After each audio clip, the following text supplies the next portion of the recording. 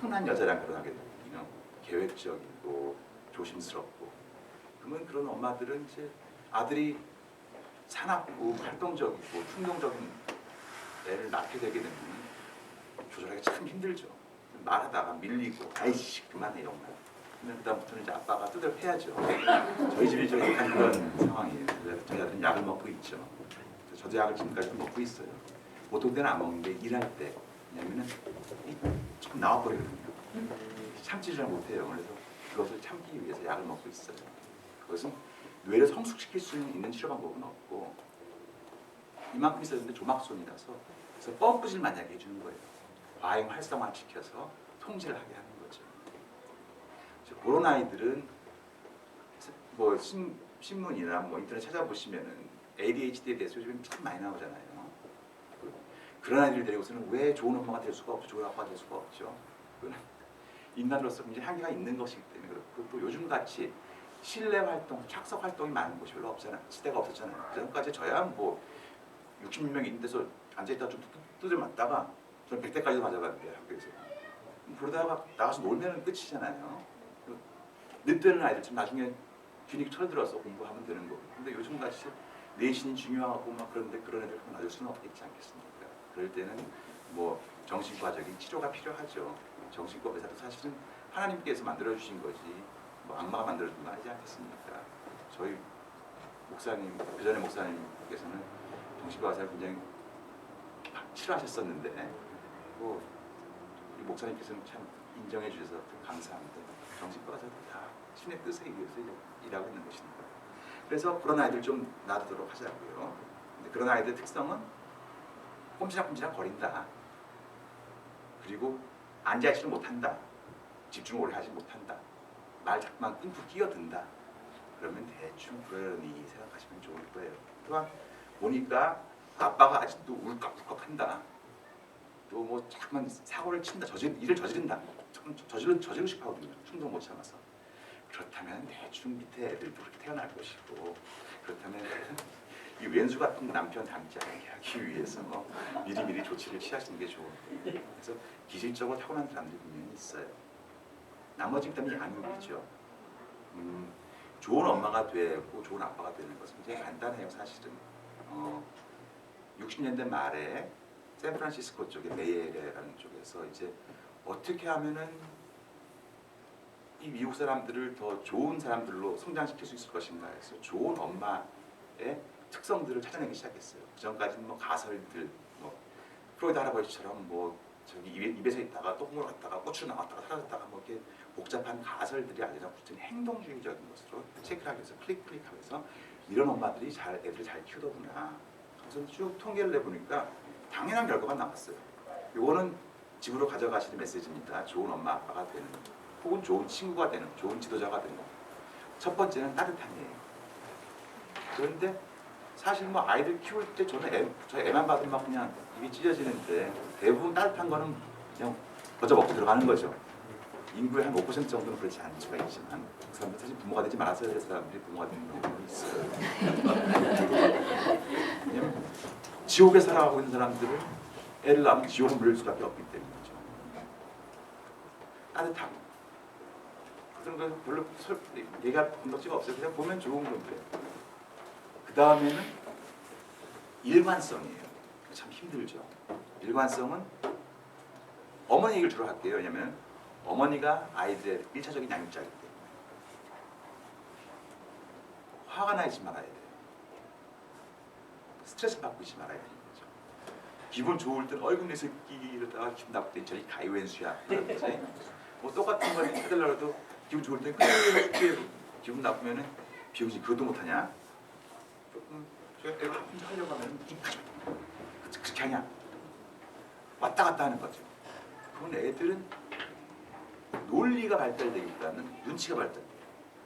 감정적인 눈치들. 엄마가 기분이 좋을 때는 되고 안 좋을 때는 안 되는 거죠. 그래서 논리가 아니라 눈치, 감정으로 좌우되는 세상. 우리나라가 많이 그런 면이 가장 큰 부분을 차지하는 나라 중에 하나예요. 우리나라, 이스라엘, 일본, 이탈리아 이렇게 끼고 도는 집안들이 있어요. 물고 뜯고 있는 인간 대 인간의 바운드리가 굉장히 좁은, 적은 그런 집단들이 있어요. 대가족을 형성하는 집단들에서는 주로 그런 현상들이 나타나죠.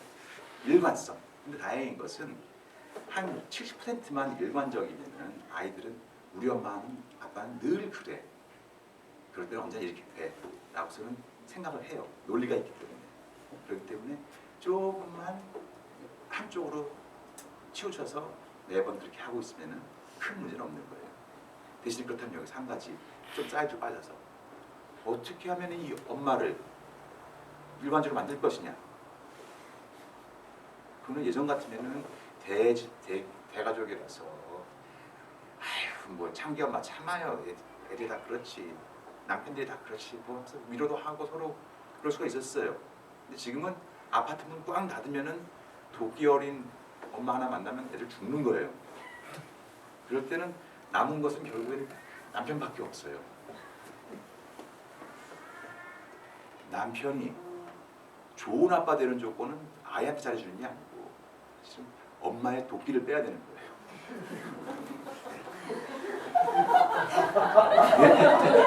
돈이 되었건 몸이 되었건 무엇든 그렇죠? 엄마의 불만을 가라앉혀야 되는 거예요. 뭐 좋은 아빠 되겠다고 계속 애한테 찝쩍거리면 엄마는 아 좀 그만 좀 해. 지금까지 간신히 뭐 규칙 좀 만들어 놓고 생활 습관 만들어 놨더니 다 망가뜨려 놓는다고. 그렇죠? 할 필요가 없습니다. 돈 잘 갖다 주시고 문제 안 일으키고 돈 한 번 갖다 줘도 불만이에요, 여자들은. 왜냐면 그것은 남편의 잘못이 아니라 그 사람의 살아온 성장 과정에서 결핍이 있었기 때문에 잘 못 먹고 못 배우고 못 받고 자란 사람들은 환상이 있어요. 그래서 더 대단한 걸 기대해요. 사실 다 아시겠지만 인생은 디즈니 영화예요. 단순하고 순진하고 복잡하고 멋있을 것 같지만 그렇지 않잖아요. 그런데도 복잡하고 멋있고 대단한 걸 원해요. 채워줄 수 없지만 최소한 그 독이 아이한테 흐르지 않게 내가 살신성에서 받아야 되는 거죠. 비응신하고 감사합니다.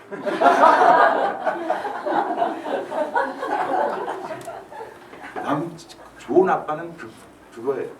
다른 거 없습니다. 그러려면은 아내한테 따뜻해야 되고 일관적이어야 되고 그렇죠. 또 한 가지 세 번째 가치는 민감한 거죠.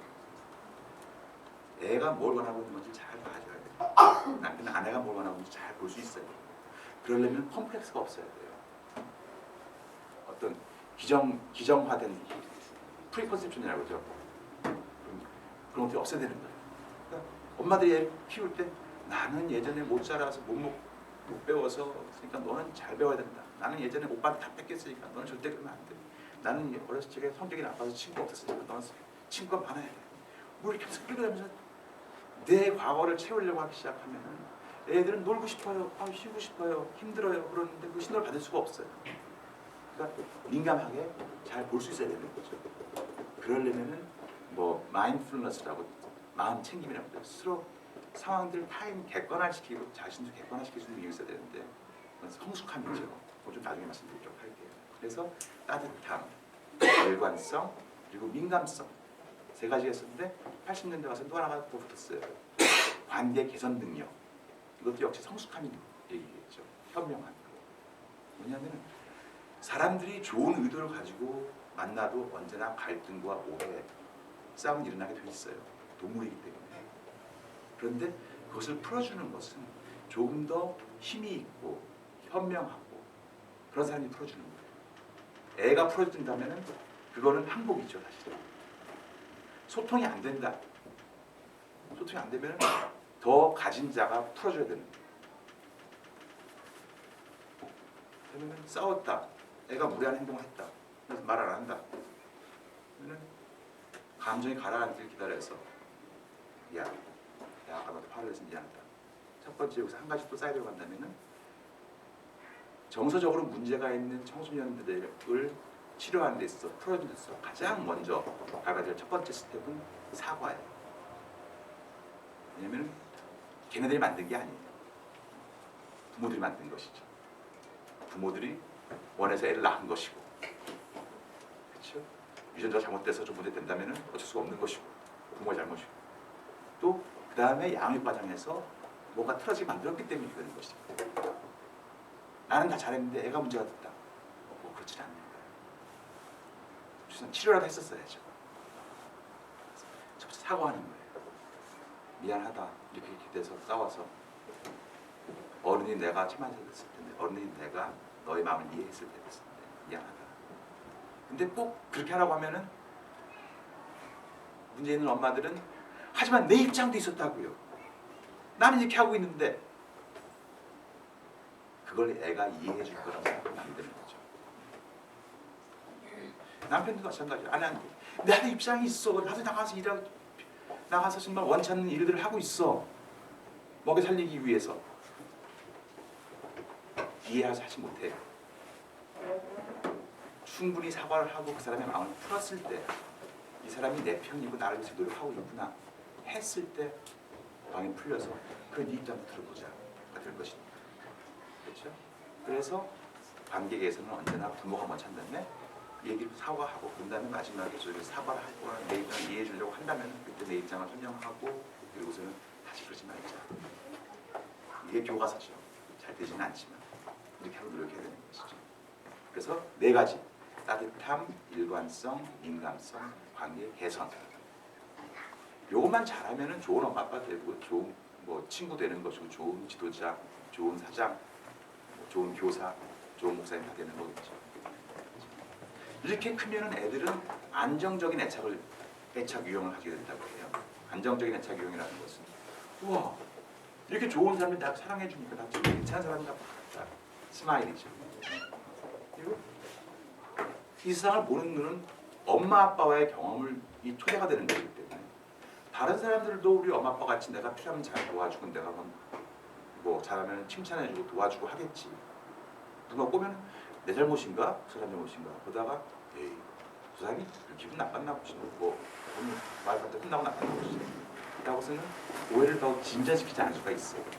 안정된 애착이 되는 거지. 반면에 엄마가 아빠가 일관되지 못했다. 감정적이었다. 비난해야 된다. 비난, 비교, 분노 폭발. 이 세 가지 비율이 참 무서운 건데 애들이 제일 싫어하는 게 뭐 야 그냥 뭐 어떻게 했으면 좋겠냐. 아 제발 좀 입 좀 다물라고 그래. 좀 비교 좀 하지 말라고. 비난 좀 하지 말라고. 화 좀 내지 말라고. 대부분 그거 아니겠습니까? 그렇게 잘하면은 저항적인 애착 유형이 된다고 그래요. 그러면은 제임스 딘 같이 눈 부라리는 거죠.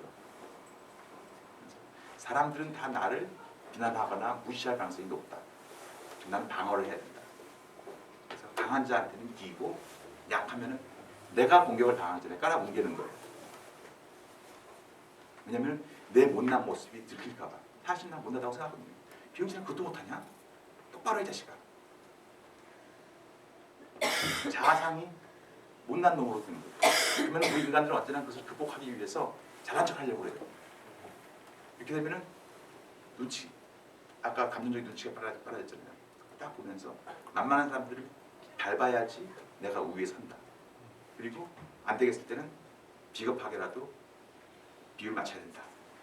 이 시스템으로 강한 자에게 강하고 약하고 약한 자에게 강한 시스템으로 움직이게 되는 거라고. 우리나라에 참 많죠.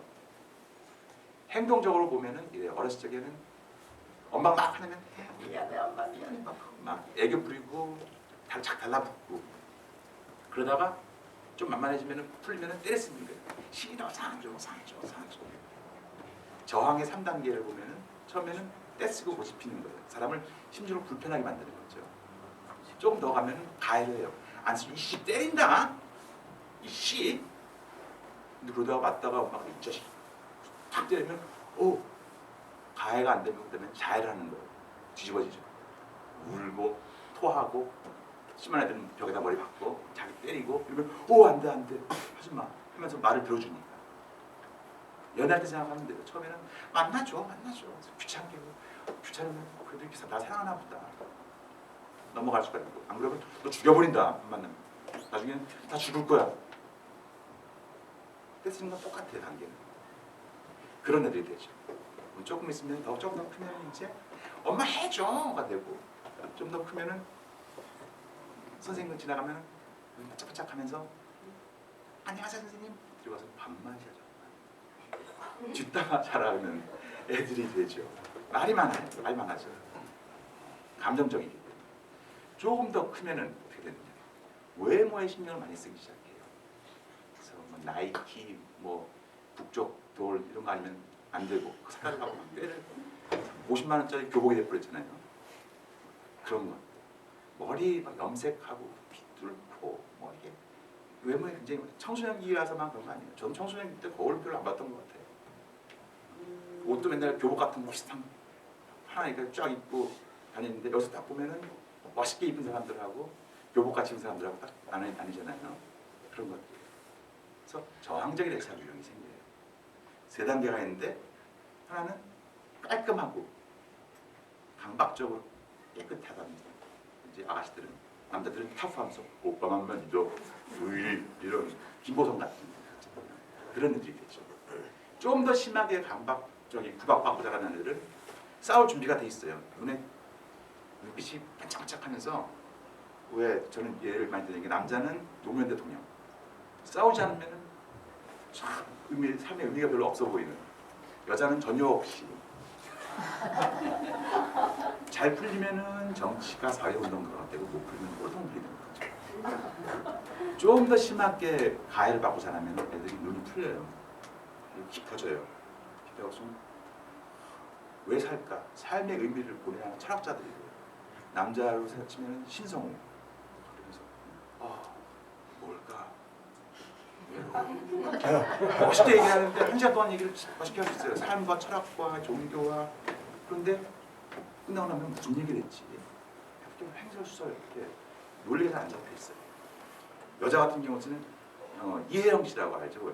배우. 안녕하세요. 이렇게 마스크를 짙게 바르고 섹시하게 말하죠. 내가 사랑받을 수 있는 가치가 어떤 건 섹시한 몸, 어떤 그 멋있음 그런 것들로만 나를 유지하려고 하는 거예요. 실패하는 사람들, 썩어간 사람들 잘 이해가 되시는데 이쪽 저항적 애착 유형이라고 생각하세요. 이쪽은 회피적 애착 유형. 잘 못 받고 자라는 쪽이에요. 엄마 아빠가 냉정하거나 우울하시거나 너무 바쁘시거나 아예 없거나 그러면 어릴 적부터 애들은 나 좀 보살펴주세요 보살펴주세요 하다가 좀 있다 보니까 보살펴주는 사람이 기분이 좋아야지 콩고물이 떨어지는구나. 그래서 왜 입양 가는 애들 여배우들이 좀 맡아주다가 보내는 그런 프로그램 있었잖아요. 거기 보면은 애들이 하나같이 말 잘 들어요. 한 살, 두 살 말 정말 안 들을 때 애들이 눈치 착각 받아서 굉장히 약간 가식적인 미소를 짓고 있고 얘네들은 나를 숨겨야 된다. 내가 얼마나 보잘것 없으면 이렇게 나를 돌봐주는 사람들 나를 또 잘 안 돌봐줄 거야. 중간만이라도 가자. 그래서 이쪽에서는 좌우쪽에서는 놔 이러고 있는데 이쪽에서는 맞춰주기. 좀 더 크기 시작하면은 얘네들은 신발끈 묶어달란 말이야. 그러는데 자기들이 스스로 유치원에 뭐 주면 갖고 와서 엄마 주려고 갖고 왔어요. 그리고 조금 더 있으면은 내가 도와줄게요. 엄마 힘들죠. 그리고 머리 좀 되는 애들은 시키지 않아도 공부도 해요. 엄마가 공부하는 거 제일 좋아하는 거 아닌가. 약간 이렇게 난초같이 식물성으로 이렇게 눈에 별로 적이 없죠. 열정 같은 것들이 안 보이고 이렇게 약간 막이 있는 것 같은. 제가 그런 쪽으로 자랐었는데 그 사람이 크면 이런 안경을 껴야 이렇게 감정 같은 걸 숨기고 교회에서 형제님 비춰오십시오. 질처 주차하십시오. 이러는 스타일의 사람들이 되는 거죠. 그리고 표정도 크게 변화가 없고 언제나 이렇게 웃는 것에서 조용함, 웃는 것에서 조용함 이런 식으로만 왔다 갔다 하는 거예요. 감정을 표현하지 않게 되는 사람이거든요. 왜냐면 표현했다가는 골치 아파지니까. 저쪽에서 골치 아파합니다. 그래서 내 감정을 회피한다 해서 회피적인 좀 더 크면은 아주 똑똑한 애들은 좀 오래 된 애들은 학교에서 뭐 총무 같은 거 반장 같은 거 애들한테 잘 이거 양보도 잘하고 친절하죠. 애들 얘기하면 그랬구나 얼마나 힘들었을까 이게 잘 발달되면 정신과사가 될 수도 있어요. 또 뭐 그렇게 능력이 안 되는 애들은 그냥 화초같이 가만히 앉아 있는 애들 있잖아요. 초등학교 동창회 나가 보면 너도 동창회였니? 우리 반에 있었니? 그런 애들이 있어요. 얌전하고 쑥 크는 거죠. 약간 우울해 보이기도 하고 회피적인 애착이고요. 그다음에 더 복잡하게 큰 애들이 있는데 그런 애들은 여기는 없겠죠. 그럼 제가 관상쟁이는 아니지만 이렇게 보면은 대충 알 수가 있거든요. 왜냐? 안정적인 애착 유형들은 잘 주고받아요. 제가 눈빛을 주면은 받고 또 약간 회피를 하고 왜 나 계속 볼까? 저항적인 애착 유형들은 바라보면 다시 바라보고 회피적인 애착 유형들은 바라보면 이렇게 개면적인 미소를 짓죠. 자, 회피적인 애착 유형들은 화려하게 옷을 입거나 특이하게 옷을 입거나 머리도 특이해요. 안정적인 애착 유형들은 시도도 해봤지만 마음에 안 들어서 그냥 보통 평범하다, 깔끔하게 입는다. 회피적인 애착 유형들은 뭔가 좀 지나치게 도식적이다. 저같이 교복 스타일로만 쭉 입거나 특징이 없게 숨고 싶어 하거든요, 이 사람들. 그런 사람들이 되죠. 내 잠바도 똑같은 것만 입는다든지. 여러분들의 자녀가 청소년기에서 어떠한 유형으로 자라고 있느냐? 대부분 엄마랑 비슷해요. 10~80%가 엄마랑 비슷해요. 제가 이렇게 해볼래 하지만 저희 와이프는 좀 평탄한 스타일이거든요. 이렇게 상대방 이렇게 양극이 서로 매력을 느끼는 거 아니겠습니까? 그렇기 때문에 우리 애들 다 깐깐해요 좀. 저는 그래본 적이 없었는데 그래서 참 무섭다. 제가 정신과 가서 소아정신과 가서 그렇게 열심히 하는데도 엄마 따라가는구나. 저희 어머니 이렇게 멀멀하세요 그냥. 뭐든지 그래 좋아 이러시는 분이기 때문에 저도 그냥 그렇게 자랐어요. 근데 알고 싶으시다면 물어보시면 돼요. 애들. 다른 사람을 통해서 예를 들어서 뭐 전도사님이나 뭐 주야 교사님을 통해서 너희 어머니 어떠신 분이시니? 어떤 분이시니? 그러면 안정적인 애착 유형은 저희 어머니요? 왜요? 그냥 알고 주고받죠. 그래. 뭐 저희 어머니 좋으시고요. 뭐 좀 잔소리도 해요. 공부하라고. 이렇게 긍정적인 것과 부정적인 면을 같이 공존하게 할 수 있어요. 안심이 되고 있으니까. 그런다고 크게 문제되지는 않아요. 그리고 그래서 충분히 좀 설명한 다음에 근데 왜 물어보세요? 선생님 엄마는 어떠신 분이신데요? 또 던진다고요. 그러면 제가 원하시는 거 다 대답 잘 한 거예요? 라고 묻는다고요. 주고받죠 자꾸만. 편하게. 그러면 얘는 안정된 애착이 있구나. 잘 크고 있구나 우리가. 그리고 잘 키우고 있구나 생각할 수 있어요. 반면에 저항적인 애착은 너희 엄마 어떠신 분이니? 벌써 말 지금 입 좀 닥치라고 그래 정말. 미치겠어 정말. 이렇게 나오면 제가 정신과 가서 제일 힘든 부분들이 이런 부분들인데 말씀을 시키면은 그냥 어떻게 지금 뭐가 문제죠? 그렇게 했는데 1시간 동안 태어나서부터 이제 고등학생인데 중학생까지밖에 못 왔어요. 1시간 지나서.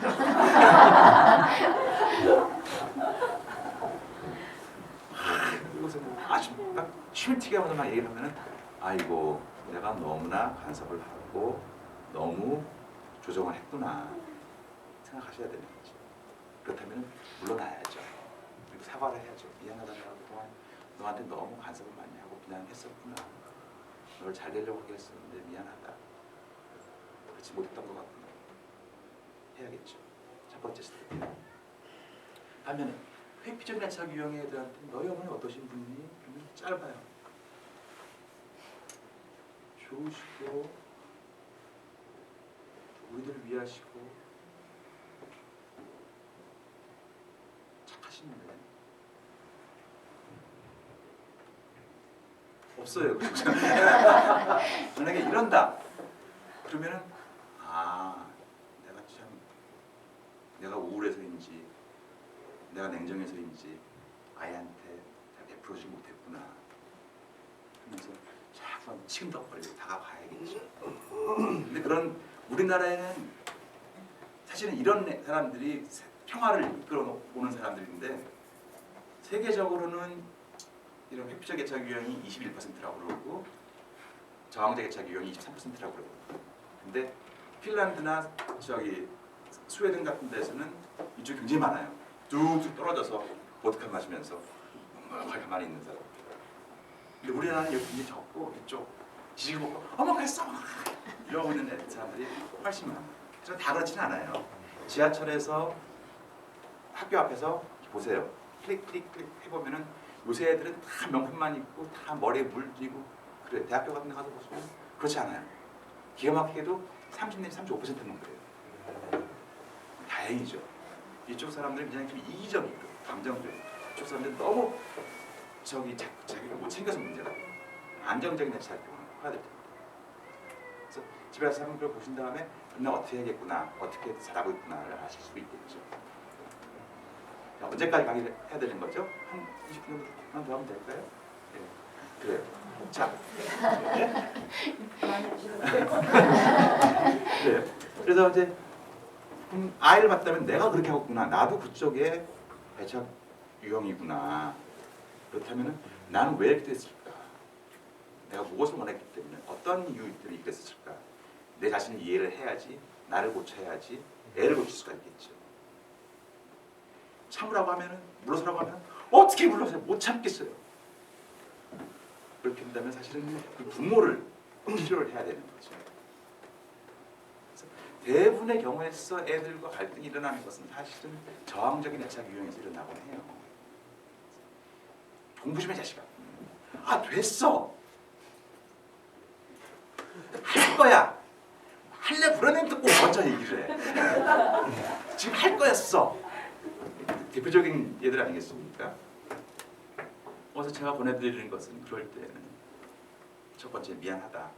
기분 나쁘게 해서 뒤로 물러나서 네가 해라. 알아서 해라. 사실은 애들이 공부 안 하는 이유는 몇 가지 정해져 있어요. 공부하는 이유는 몇 가지 정해져 있어요. 공부하고 자기를 발전시키려고 노력하는 사람들은 왜 그러느냐? 부모님을 사랑하기 때문이에요. 존경하기 때문에.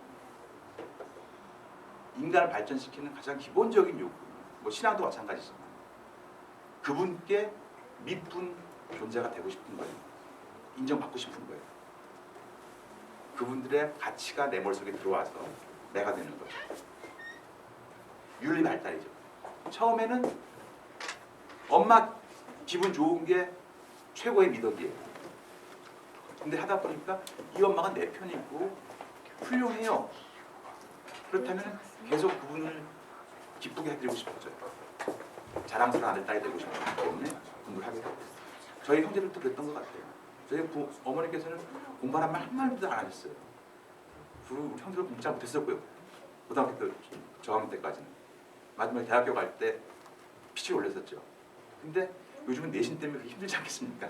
예전에는 뭐 제가 고등학교 2학년 때 3학년 올라갈 때 30몇 등 올라갔었는데 그 전까지 밴드만 하다가 축구만 하고 그러다가 그래도 그런 기적들이 있었어요. 그때는 저희 부모님들이 좋은 머리를 주셨으니까. 근데 요즘은 그게 안 되니까 약간은 공부를 하려고 해야죠. 근데 좋은 방식으로 어떻게 하느냐. 어릴 적부터 키워야 되는 거예요. 사실은.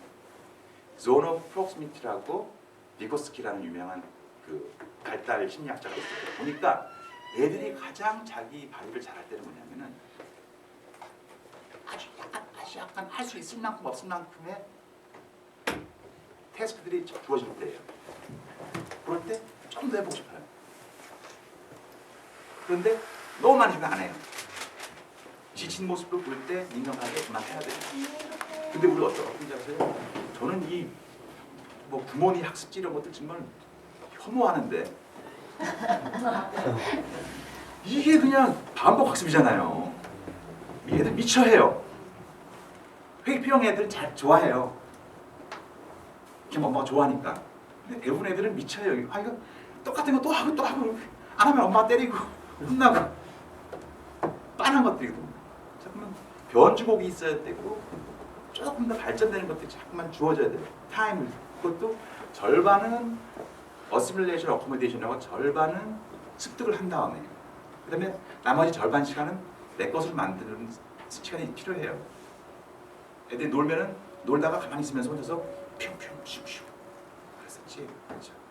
혼자 자기 놀이를 해요. 그게 경험한 것들을 지금 내 것을 만들고 있는 중이에요.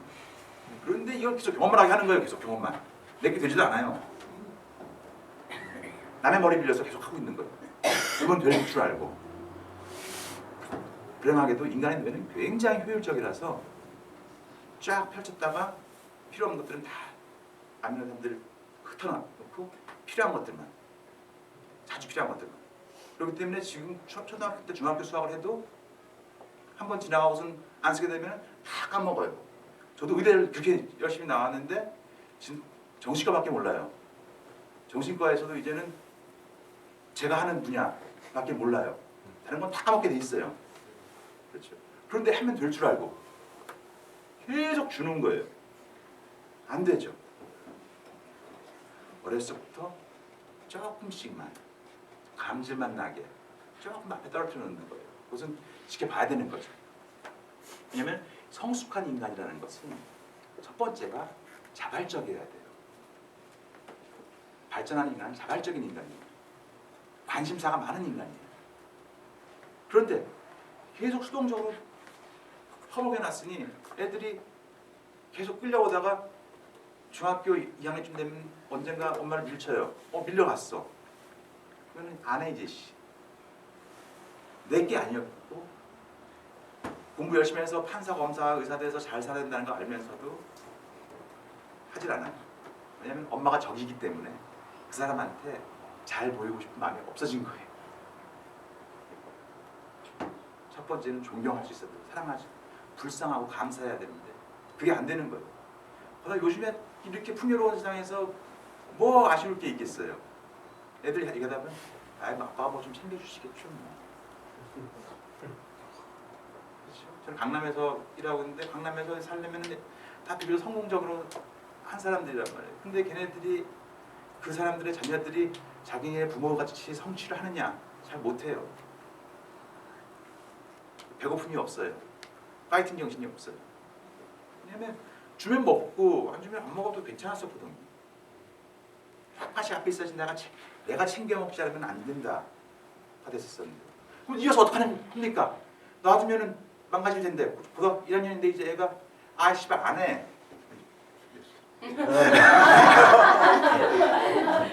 어떻게 합니까? 따져봐야 돼. 우리가 할 수 있는 게 무엇인가? 아무것도 없어요. 돈밖에 없어요. 그래서 이제 돈으로 거래를 하죠. 하면 뭘 아이패드를 사줄게. 뭐 잠시 반짝하다가 애 안 가져 씨. 용돈 걷어 뭐 자기가 사요. 자기 오토바이 사고. 그렇대. 아니면 돈 싹 훔쳐서 한 다음에 몇 대 맞으면 끝나거든요. 아빠 지갑 뒤져갖고서는 산 다음에 마음대로 해 백제 이렇게 되거든요. 그러니까 그럴 때는 네가 나한테 기쁘게 행동하지 않으면 나도 너한테 주지 않는다. 기본만 해준다. 밥도 차려주지 말라고 그래. 너무 싫으면 밥 차려갖고서 먹어 이 자식아! 이거 할 거면 하지 말고 밥은 밥솥에 있고 국은 저기 스토브에 있고 네가 차려서 먹어라 하라고 그래. 첫 번째는 휴전입니다. 싸우지 말아야 돼. 그러려면 엄마가 물어서야 돼요. 사랑하기 때문에 물어서지는 사실 못해요. 근데 사실은 사랑하기 때문이 아니고 이 엄마가 저항적 애착 유형이기 때문에 나를 돌아봐야 되는 거죠. 기도를 하거나 상담을 하거나 치료를 하거나 해야 되는 것이죠. 그래서 물어나면 제가 병원에 온다면 이렇게 할 거예요. 엄마한테 원하는 게 뭐니? 입 닥치라고 그러세요. 공부 얘기하지 말라고 그러세요. 비교 좀 하지 말라고 그러세요. 엄마한테 원하는 게 뭡니까? 먹은 건 싱크대에, 입은 건 빨래통에, 가방은 자기 방에, 뭐 엄마한테 물하게 굴지 않기, 눈물 흘리고 욕하지 않기, 아니면 컴퓨터 뭐 1시간만 하지 않기, 뭐 그런 건데 컴퓨터 갖다 버리세요. 정 안 되면 컨트롤 못하면 할 수 있는 능력이 없으면서 하겠다고 하고 있는 거예요. 벌써 한번 밀치기 중학교 2학년 때 3학년 때 밀치겠어. 밀렸으면 그다음에는 이제 아빠가 들어오죠. 아빠가 들어와서 골프채로 때려서 팔 한번 부러뜨린 다음에는 할 수 있는 게 없어요. 내 무력함을 수긍하자. 물러나고 내가 지금까지 잘 못 키웠음을 인정하고 지금부터 자기가 스스로 할 수 있도록 도움을 청할 때만 도와줘. 그러면 애들은 자발적이 없었기 때문에 아무것도 안 하고 있다가 이제 가만 놔두면 이제 뭐 좀 자기도 불안해지거든요. 학원 숙제를 안 할 거면서 학원 다니겠대요. 그러면 엄마는 옳거니 하고서는 또 그래 네가 드디어 돌아왔구나 하고 해줘. 똑같이 또 빠졌다고 또 숙제 안 해왔다고 어떻게 된 거야? 아 가만히 좀 놔둬 좀. 의사 선생님 놔두라고 그러잖아. 똑같이 빡게 들어가는 거예요. 그럴 땐 제가 권해드리는 거는 최소한 3개월간 스스로 공부하는 모습을 보여줄 때 그렇게 뼈 빠지게 힘들게 버티신 돈을 투자하십시오. 안 그러면 쓰레기통에 버리는 겁니다. 애들이 공부하다가 이제 음악 하겠대요. 연기하겠대요. 그 학원 보내달래. 라스트도 어떨지 모르겠지만 저도 음악 했었지만 음악 학원 학자도 못 가봤어요. 다 책 보고 배웠고 형들한테 배웠고 화성도 책 보고 배우고 그러는 거지. 가서 또 평생 듣고서 사람들은 노래 다들 잘해요. 그러면 잘 배우니까. 근데 재미가 없어 해요. 내게 아니었으니까. 열정이 안 없으니까. 그냥 빠져나가려고 피해 나가려고 했던 거였으니까. 요리 배우겠대요. 요리 학원 보내줘요. 야 차라리 네가 집에서 지금 여기 무도 있고 양파도 있고 감자도 있으니까 네가 집에서 해봐. 그거를 3개월 동안 꾸준하게 하면 보내주라고. 거죠. 물러나서 애가 뭐가 신호를 보이고 도와달라고 요청할 때 또 참고 있다가 애원을 할 때 학원에 보내주셔야 되는 거죠. 그 많은 돈을 다 들여서 어디 갔습니까 지금? 우리나라 사회가 지금 사실은 대학교 가야 되는 사람들이 30%만 가야 되는 거거든요. 근데 70%가 가요. 그러면 3등급 이하 4등급 감당하죠. 저희 천안분교 수준까지 대학교를 졸업하면은 회사에 취직할 가능성이 있어요. 나머지 가능성이 없어요. 근데 다들 화이트 칼라 되겠다고 해요. 그 3등급, 4등급 차이가 30% 정도 되는 거예요.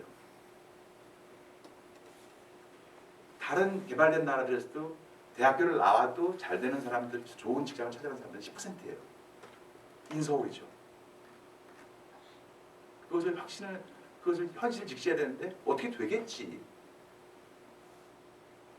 간절히 원해야지 되는 것인데 간절히 원하게 만들려면 지금부터 헝그리하게 만들어줘야 되는 거예요. 그래서 내가 노력해서 했을 때 인정을 해줘야지. 얼굴에 새끼 예뻐라. 왜냐면 우리 잘할 때는 다들 바쁘셨으니까 아무리 해도 뭐 인정받을 수가 없었거든요. 그 컴플렉스에서 그냥 못 벗어나서 어떻게 우리 애를 길을 살려줘야 된다. 그래서 다 버릇없는 애들 만들고 있는 거죠. 공부를 시키는데 안 하려고 한다. 그럼 물러서고 미안하다 지금까지 그래야 된다. 다시 한번 쭉 훑는 거예요. 그 다음에 네가 알아서 하도록 해라. 시간 다 하면 어떡합니까? 어차피 이렇게 끌고 가봤자 4, 5등급이에요. 4, 5등급 놓치면 어떡합니까? 놓쳐도 돼요. 나중에 군대 갔다 와서 잘하면 돼요. 정신차려. 그래서 다들 가보니까 내가 여기 속할 리그가 아닌데 난 저쪽 1부 리그 속해 3부 리그 속해 있네. 그러니까 김영학원이 편입학원이 이렇게 잘 되는 거 아니겠습니까? 그 다음에 뭐 1+3 뭐 외국으로 가서 하는 것들이 잘 되는 거 아니겠습니까? 그때부터 이제 사이드들을 찾아 나서는 거죠. 새끼들을. 그러니까 부정한, 공정치 못한, 솔직하지 못한 사회가 되는 거죠. 누가 하고 있냐? 우리가 하고 있어요. 사랑하기 때문에. 우리를 속이면서, 외면하면서. 우리나라가 잘 살고 우리들이 잘 살려고 한다면 자신에게 솔직해져야 돼요. 윤리가 생겨야 되는 것이고 양심이 생겨야 되는 것이죠. 내가 내 욕심으로 애를 만들고 있었구나. 물론 나고 네가 하도록 해. 못해요. 어떻게 해요? 시간을 가져라. 급한 거 아니다. 인생 마라톤이다. 제일 중요한 시기인데요. 고2 어쩔 수가 없어요. 이렇게 됐는데 푸는 것은 매듭을 다 풀어온 다음에 다시 오는 것이지 여기서 어떻게 이식 수술해서 갈 수는 없습니다. 정신 차리게 할 수는 없어요. 할 수는 있어요. 상담을 하면서 목사님을 존경하듯이 누군가 다른 존경하는 사람을 만나면 되는 거예요. 그래서 맨날 놀던 애가 선생님 짜장면 하나 사주니까 정신 차리고 공부했다고 하는 거 있잖아요. 아니면 뭐 갑자기 저기 미호는 영화 선생님이 오셔갖고 그 사람한테 반해서 공부하기 시작했다는 그 전설들이 있잖아요.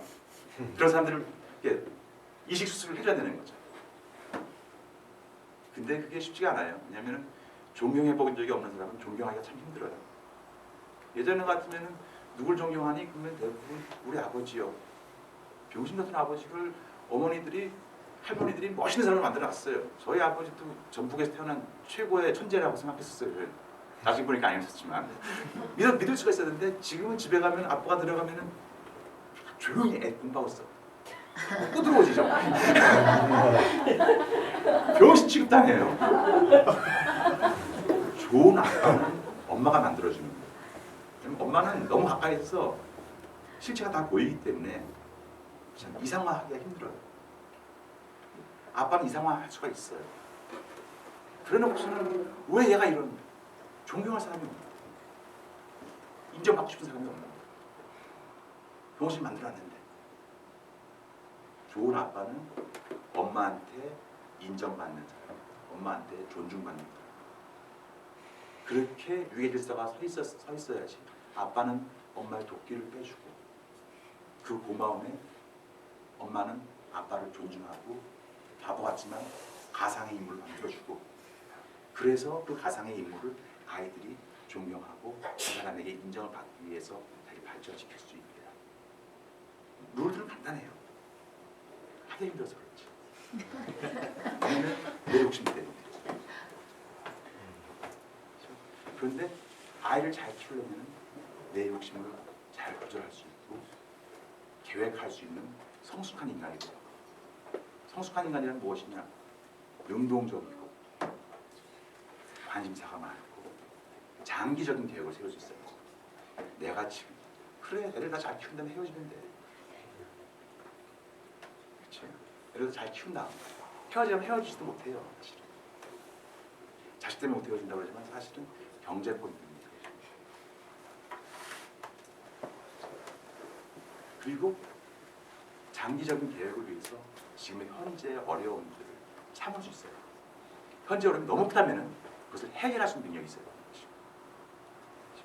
맨날 바람 피우고 뭐 주식 투자서 깡통 비자 만드는 사람이랑 왜 붙어 있어요? 헤어져서 한 사람이라도 건전하고 건강한 사는 사람 밑에서 아이가 잘 할 수 있는 기회를 줘야 되는 거죠. 왜냐? 우리가 해야 할 가장 큰 책임이 우리가 좋아서 난 애 잘 키우는 거니까. 다시 원래로 돌아와서 정리하자면 애착유형이 있긴데 내가 어느 애착유형이 있고 이 아이가 어느 애착유형이 있구나. 그런데 얘가 대부분의 경우는 공부를 안 한다죠. 공부를 너무 해서 문제되는 경우도 있어요 또. 사회성의 문제도 있고 그건 지금 시간이 많이 필요하기 때문에 하지 않더라고요. 공부를 안 한다.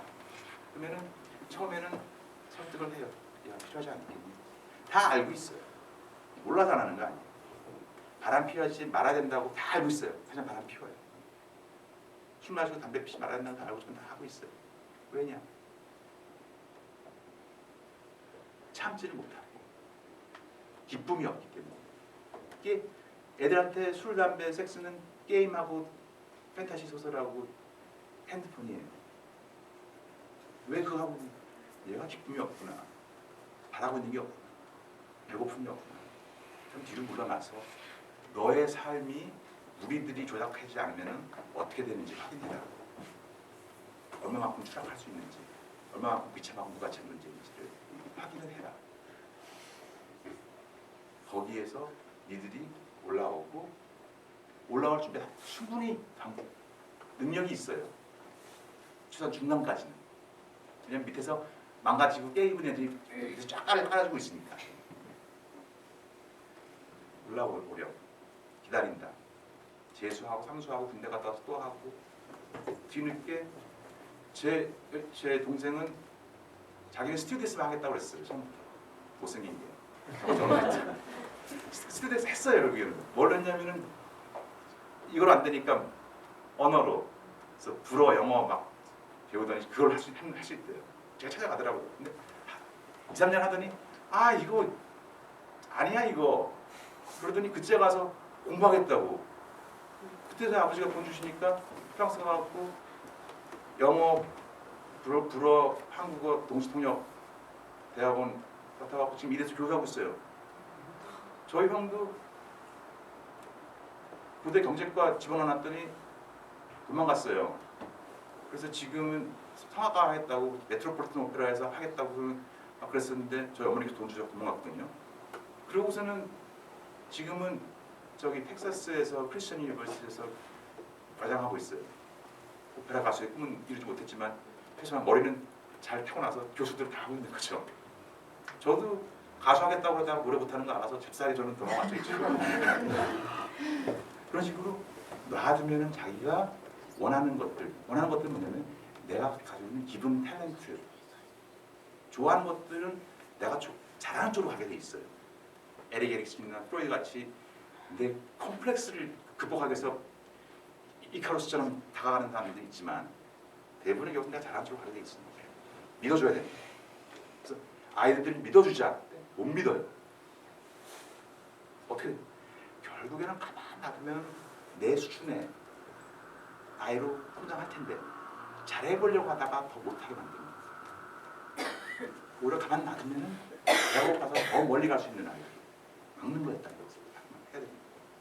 그래서 물러나고 사과하고 기다리고 믿고 자율성은 뭐 포기하라는 겁니까? 라는 얘기가 나와요. 포기가 아니고 가장 힘든 기다려주는, 그래서 자기가 올바른 길을 갈 수 있게까지 참을 수 있게 도와주는, 그게 교육 아니겠습니까? 그래서 내가 더 훌륭하고 성숙한 인간이 되어서 나를 본받고 싶어하게 그렇게 만듭니다. 참 말은 쉽지만 어렵지만 또 그 길밖에는 없어요.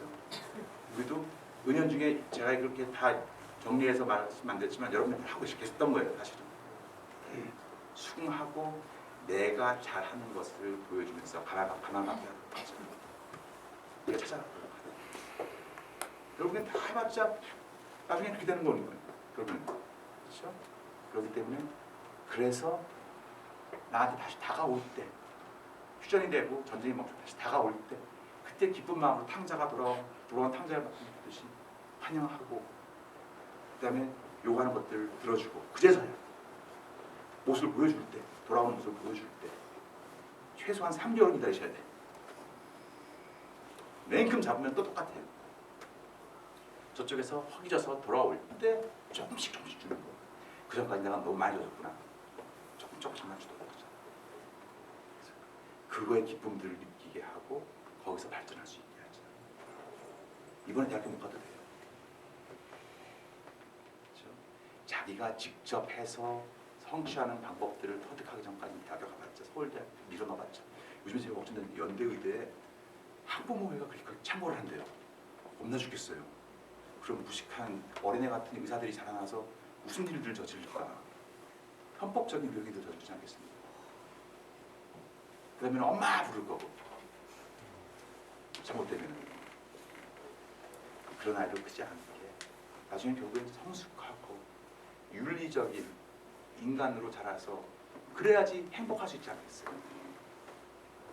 가장 목표는 성숙하고 윤리적이고 행복한 사회의 중추가 될 수 있는 사람들을 키우는 것이지, 돈 잘 벌고 하는 것은 부가적인 것이죠.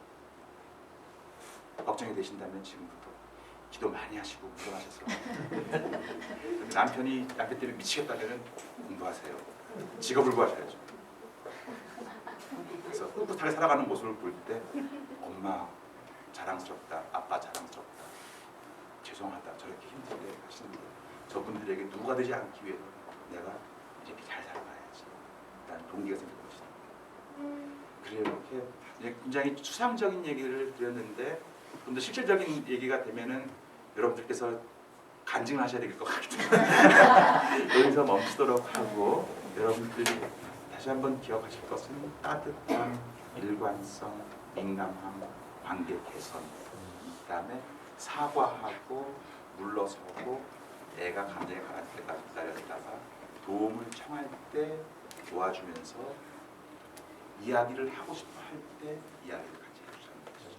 그러면서 이끌어 달라고 요구를 할 때 이끌어 주자는 거죠. 여기까지 말씀을 드리도록 하겠습니다.